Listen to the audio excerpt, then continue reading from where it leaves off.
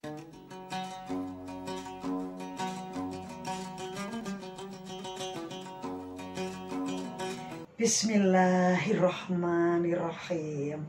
Assalamualaikum warahmatullahi wabarakatuh. Alhamdulillahirabbil alamin. Wassalatu wassalamu ala Rasulillahi wa ala alihi wa sahbihi wa mawala. Bapak, Ibu, Saudara yang dirahmati Allah, dengan sejarah kita belajar hidup lebih baik. Tapi kita hari ini adalah Muhammad Al-Fatih, sang penakluk. Sultan Muhammad Al-Fatih merupakan salah satu pahlawan besar umat Islam selain Salahuddin Al-Ayyubi. Di usia yang masih muda, yakni 22 tahun, Muhammad Al-Fatih mampu menaklukkan Konstantinopel di Romawi Timur. Putra dari pasangan Sultan Murad II dengan Turki Hatun binti Abdullah itu seperti jawaban atas sabda Rasulullah Shallallahu Alaihi Wasallam yang diriwayatkan dalam hadis Ahmad berikut ini. Kota Konstantinopel akan jatuh ke tangan Islam.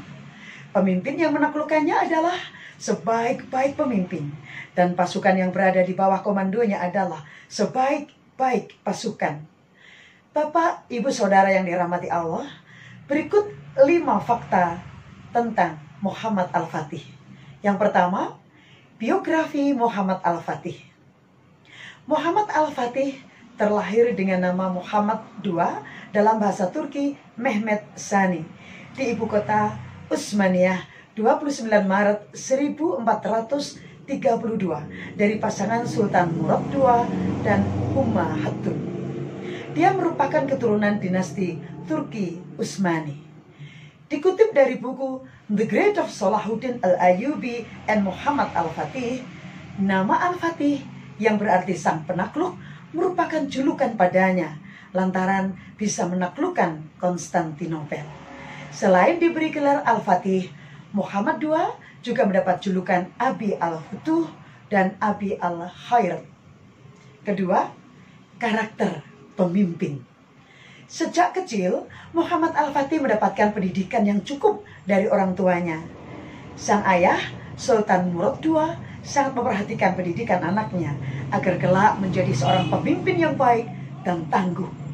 Sultan Murad II menunjuk Syekh Ahmad bin Ismail Al-Qurani, seorang ulama yang faham sekali dengan Al-Quran.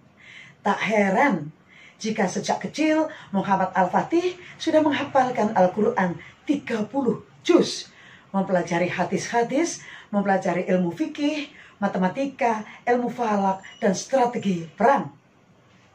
Al-Fatih disiapkan sejak kecil untuk menjadi pemimpin, namun tetap dalam bimbingan para ulama, sehingga pemikirannya tetap berada di jalan yang benar. 3. Mengguncang Konstantinopel. Di usia yang belia, Muhammad Al-Fatih berhasil menaklukkan kota Konstantinopel, sekaligus menjadi penanda bahwa abad pertengahan telah berakhir. Al-Fatih menyiapkan 4 juta tentara untuk mengepung wilayah barat dan laut. Pengepungan ini terjadi selama 50 hari. Pasukan Al-Fatih berhasil menyeberangkan 70 kapal laut melewati hutan yang ditumbuhi pohon-pohon besar. Tentu saja, setelah sebelumnya selama 1 malam pasukan menebangi pohon yang merintangi perjalanan. Pasukan Muhammad II berhasil menaklukkan Konstantinopel, dan sejak saat itu dia mendapat gelar Sultan Muhammad Al-Fatih alias sang penakluk. 4. Peradaban yang dibangun.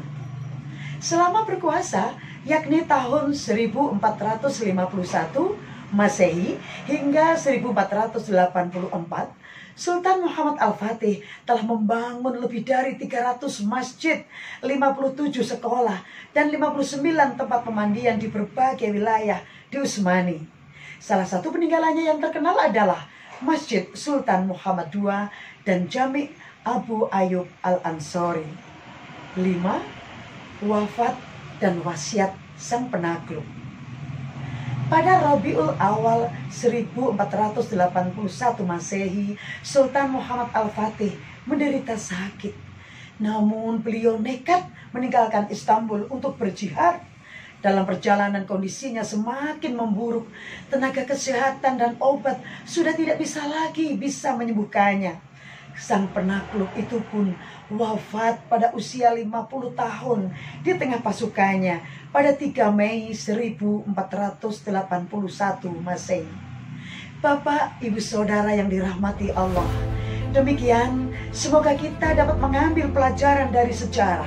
Sampai jumpa lagi di edisi mendatang, tetap dalam serial Dengan Sejarah Kita Belajar Hidup Lebih Baik. Billahi taufik wal hidayah.